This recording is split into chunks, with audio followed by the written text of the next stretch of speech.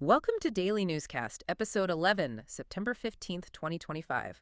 We're glad you could join us. Yes, welcome. We know many of you listen while cooking, walking, exercising, maybe even working. Exactly. And this podcast is designed for you intermediate and advanced English learners. We speak just a little slower than usual to help you catch everything. That's right. And if you ever need to, you can always slow down the playback speed on your app, maybe to 0.75x. Find what works for you. Today, we've got quite a mix for you. We'll be covering 5 main areas. First up, technology and science news. We'll be looking at how AI and these autonomous systems are really transforming submarine warfare. It's quite a shift. Plus, related tech news about offshore wind facing some political problems and how drought in Iraq is, believe it or not, revealing ancient ruins. Then in entertainment, it's Emmy Awards time. Yeah. Apple TV Plus and Netflix really dominated. We'll talk about the big winners like Apple's The Studio breaking records. And Netflix's Adolescence making a big impact too. We'll also touch on sports, the Women's Rugby World Cup 2025. England had a huge win against Scotland to reach the semifinals. We'll cover that dominant performance. And in art and culture, we'll circle back to that story from Iraq, how extreme drought is actually revealing ancient tombs near the Mosul Dam. Fascinating stuff. And finally, finance.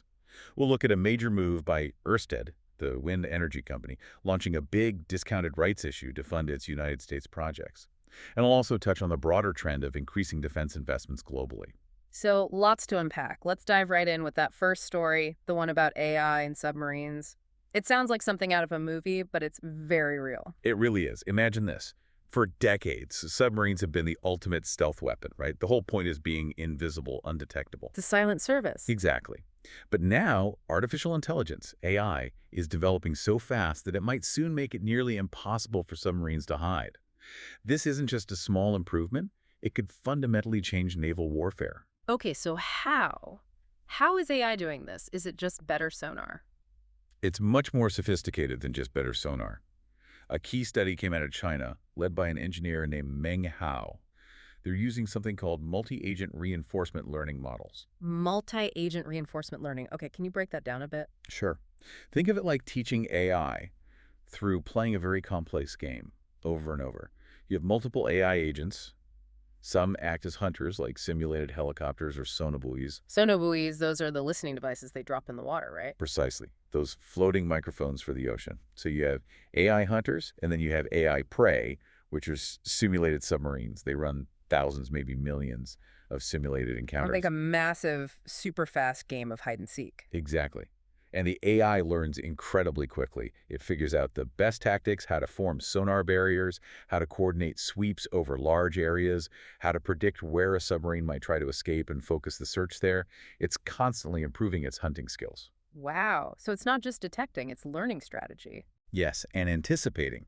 It gets better and better at predicting movements and optimizing search patterns. It's that continuous learning that makes it so powerful. And it's not just about finding the submarines, right? China is also working on AI for torpedoes. That's the other side of the coin.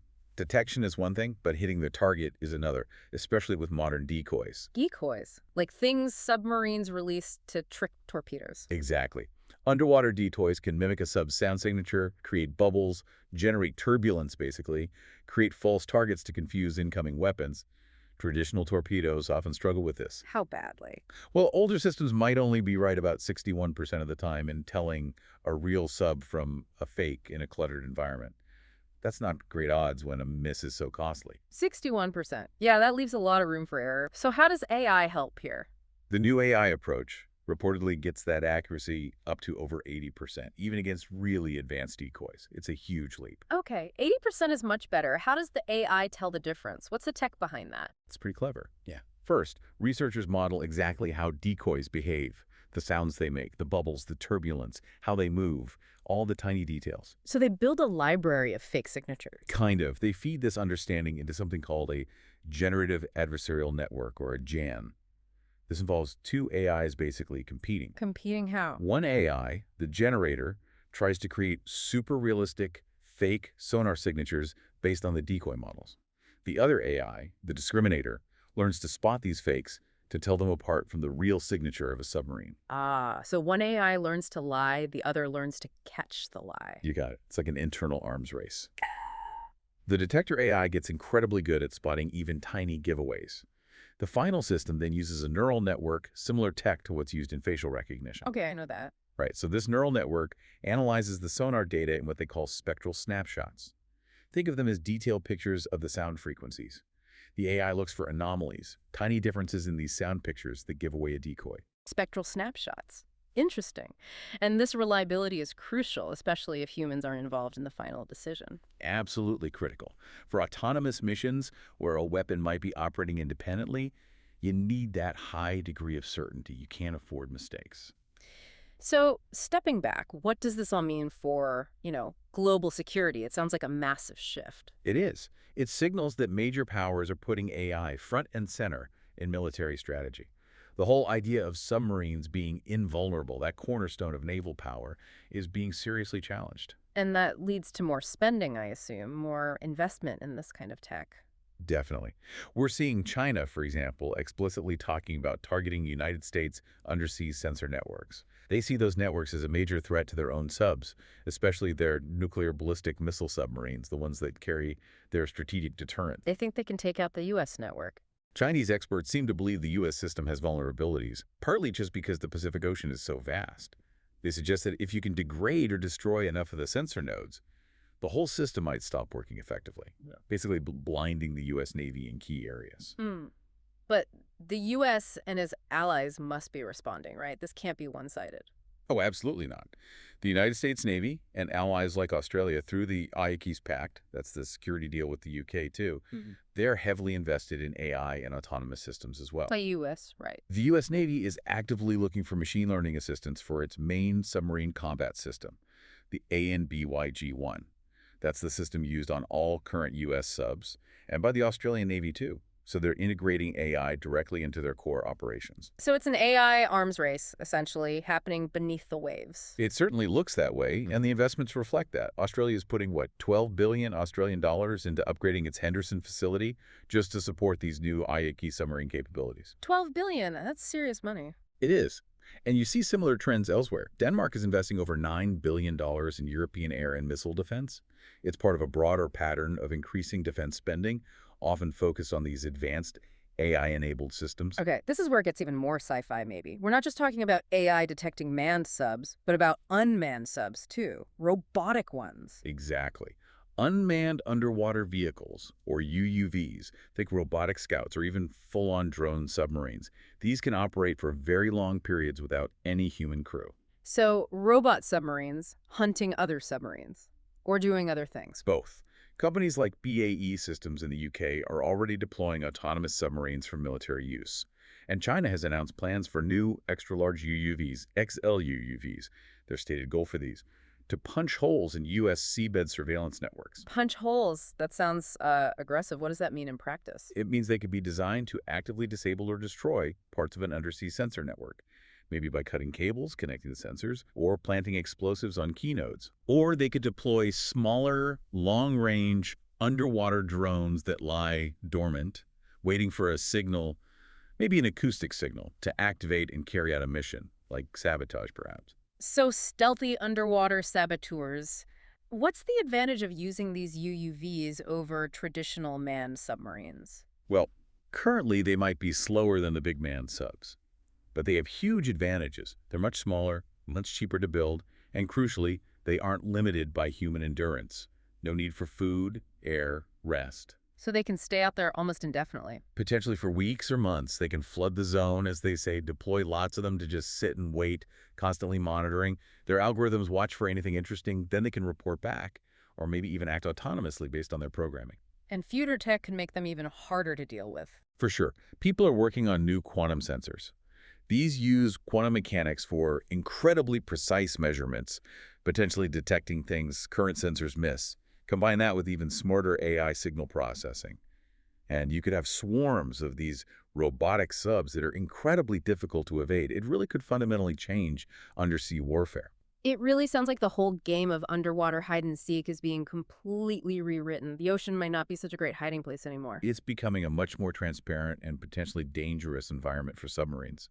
A massive strategic shift is underway. Okay, from the deep ocean and military tech, let's shift gears quite dramatically. Let's talk about clean energy, specifically offshore wind. Huge potential there, obviously, but it seems to be facing some real difficulties, especially in the United States. Yeah, it's a bit of a paradox. Globally, offshore wind is booming. It's set for another big year of growth. But the U.S. market is acting like an anchor, dragging down the overall forecast. Why is that? The U.S. has enormous coastlines, huge populations near the coast needing power. You'd think it would be leading the charge. You would think so. But according to the Global Wind Energy Council, that's a major industry body, they've actually lowered their short-term global growth forecasts by almost a quarter, 24%. And they specifically point to, quote, negative policy environments in the U.S. as a key reason. Negative policy environments, that sounds like political trouble. That's pretty much it. They also mention auction failures in places like the UK and Denmark. But the U.S. situation is a significant factor in that downgrade. Policy instability seems to be the main issue holding back its potential. Are there specific examples of this, projects being affected? So definitely. A very prominent one is the Revolution Wind Project. It's off the coast of Connecticut and Rhode Island. Huge project. Okay. Well, back on August 23rd, the developers, and Ørsted, the big Danish company is one of them, they got an order from the Bureau of Ocean Energy Management, BOAM, part of the Department of the Interior. The order: stop construction immediately. Stop construction. But how far along was it? That's the kicker. It was reportedly 80% complete. 80%. Designed to power around 350,000 homes. Stopping a project that close to completion is, well, it's almost unheard of and incredibly costly. 80% done. What reason did they give for suddenly halting it? Must have been something major, right? The official reason given by BOM was, and I'm quoting again, to address concerns related to the protection of national security interests of the United States. National security? For a wind farm? How? That's what has people baffled. Industry folks, politicians like Congressman Joe Courtney from Connecticut, they pointed out that a massive review was done just last year, in 2023. That review specifically looked at national security, including transit lanes for Coast Guard and Navy ships. And what did that review find? According to Courtney and others, it found no major issues. It addressed all those concerns.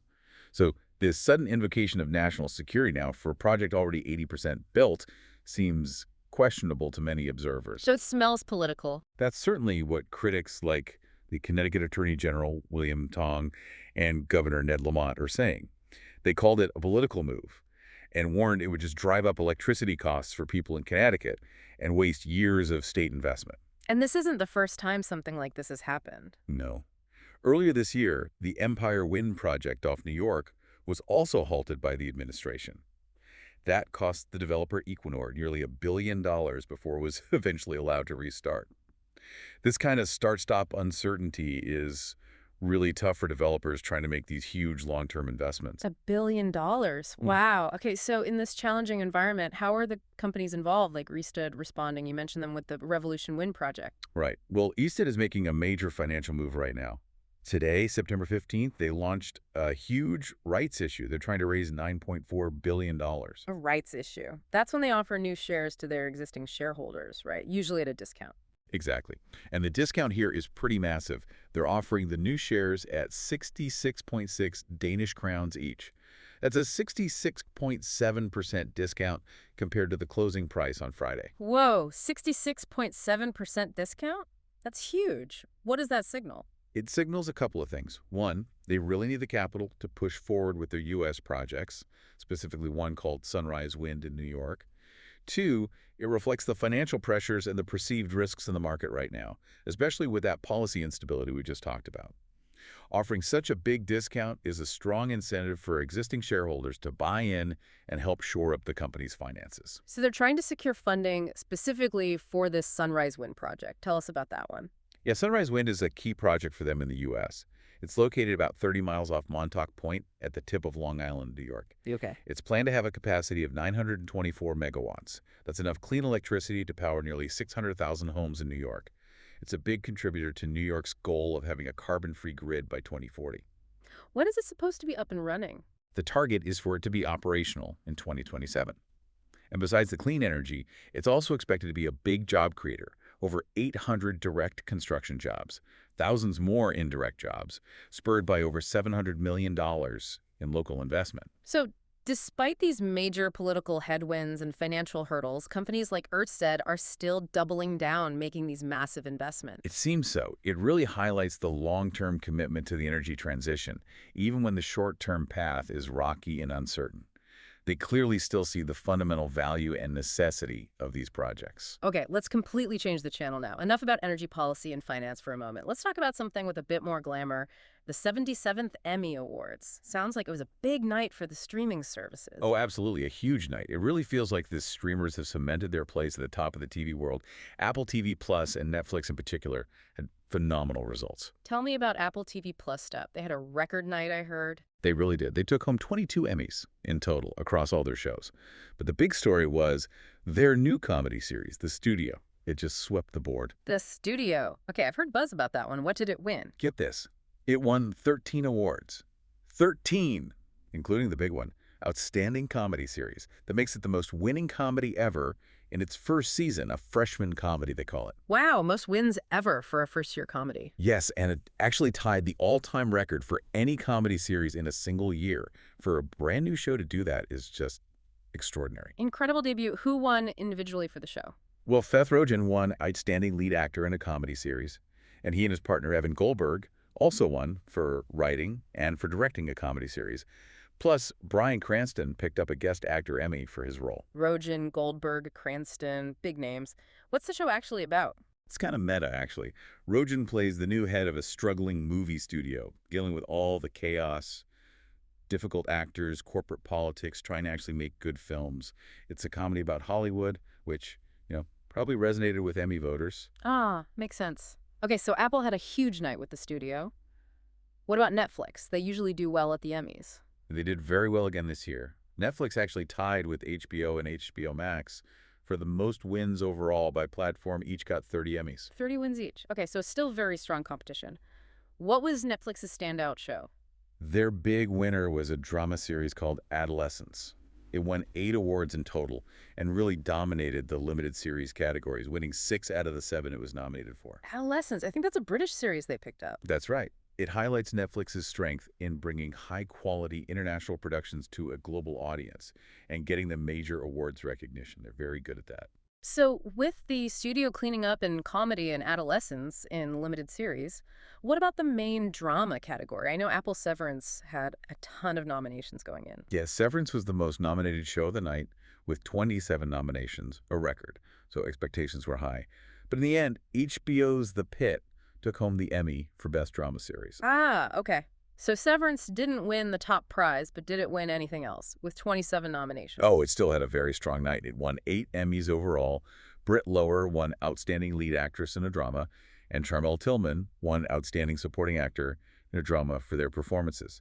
So significant acting wins. Right. Any other notable Apple wins? Yes, their spy drama Slow Horses also picked up an Emmy for Outstanding Directing for a drama series.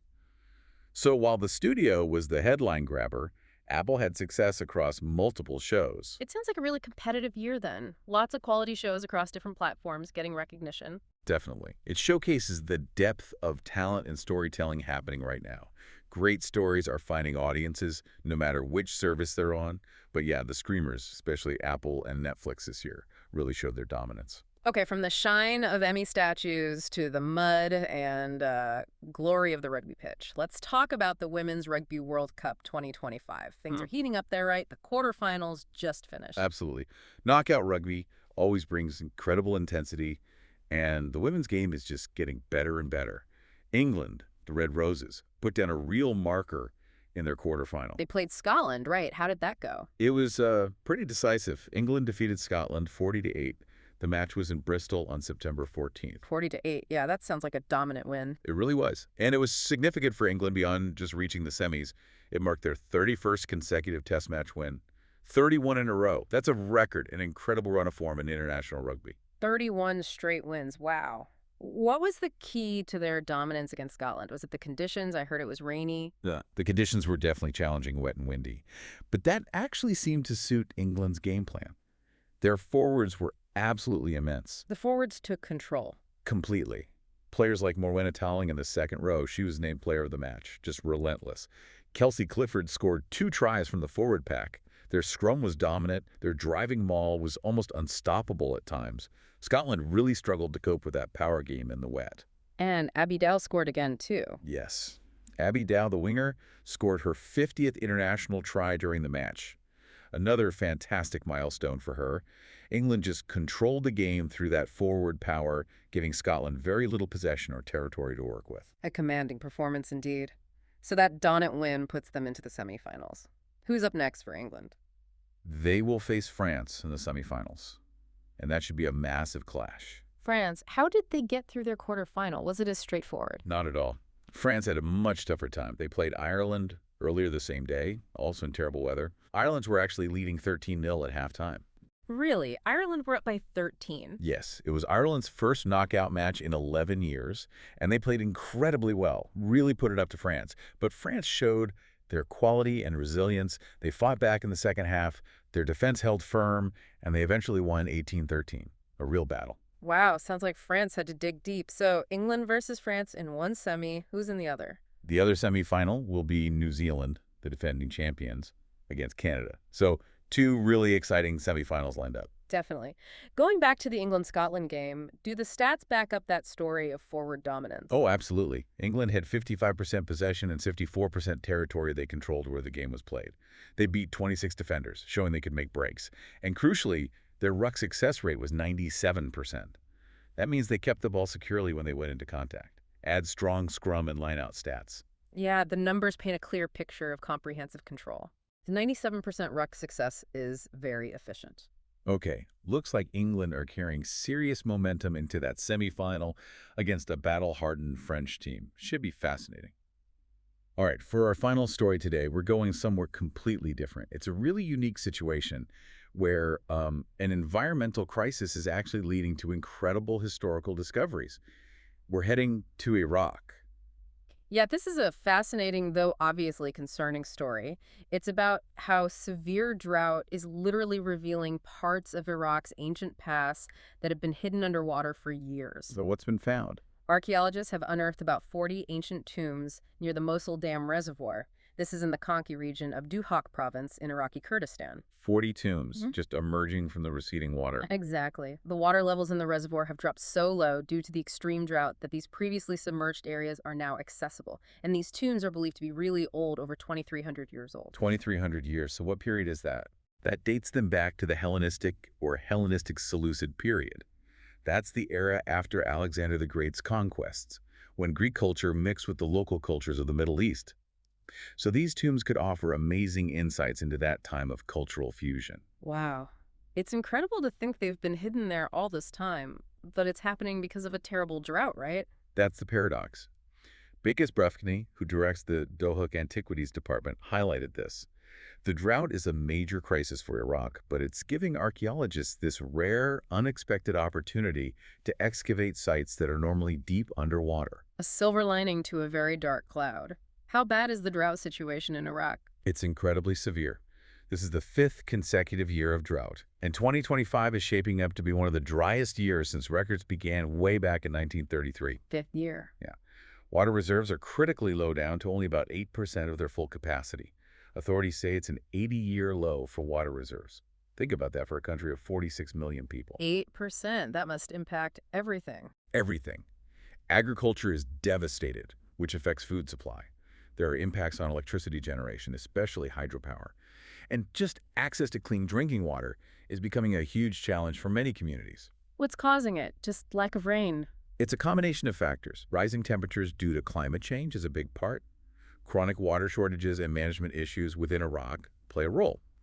But a major factor is also the upstream dams built in neighboring Iran and Turkey on the Tigris and Euphrates rivers. Ah, the dams reduce the water flow into Iraq. Dramatically. These rivers are the historic lifeblood of Mesopotamia, of Iraq. Reduced flow from upstream has a massive downstream impact, especially during a drought. Authorities have had to severely cut back on planned agricultural areas just to make sure there's enough drinking water. Look, it's a desperate situation. So the archaeologists who found these tombs, they must be working quickly before the water comes back. Exactly. It's literally a race against time. They know this window of opportunity is temporary. Their goal is to excavate as much as they can, document everything meticulously, and transfer the artifacts pottery, bones, anything they find to the Duhok Museum for proper study and preservation. Before the site gets submerged again. Precisely. And this isn't the first time this has happened. Back in 2022, similar drought conditions revealed a whole 3,400-year-old city believed to be from the Mitanni Empire in the Tigris River near the Mosul Dam as well. A whole city. It's amazing what lies hidden beneath the water. It really is. These moments, driven by environmental crisis, offer these fleeting glimpses into incredibly ancient civilizations. It really underscores how connected our environment and our history are. A powerful reminder. Even in difficult times, the past can resurface in unexpected ways. And that brings us to the end of our deep dive for today, September 15th, 2025. What a journey. It really was. We went from the high-tech future of AI in submarine warfare. Yeah, completely changing naval strategy. Then we looked at the struggles and big financial moves in offshore wind energy. Right, with Ørsted's big rights issue amid those political challenges in the U.S. Then the glamour and record-breaking wins at the Emmy Awards for Apple and Netflix. Celebrating shows like The Studio, then the power and intensity of the Women's Rugby World Cup, with England marching on. Their 31st straight win, quite something.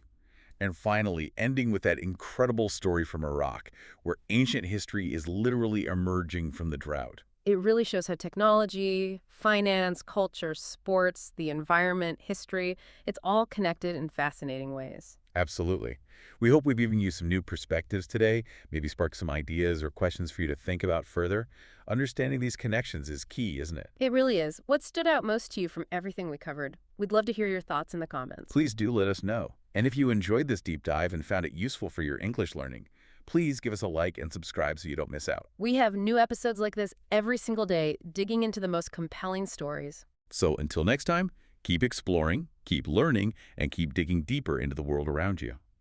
Thanks for listening to Daily Newscast. See you tomorrow.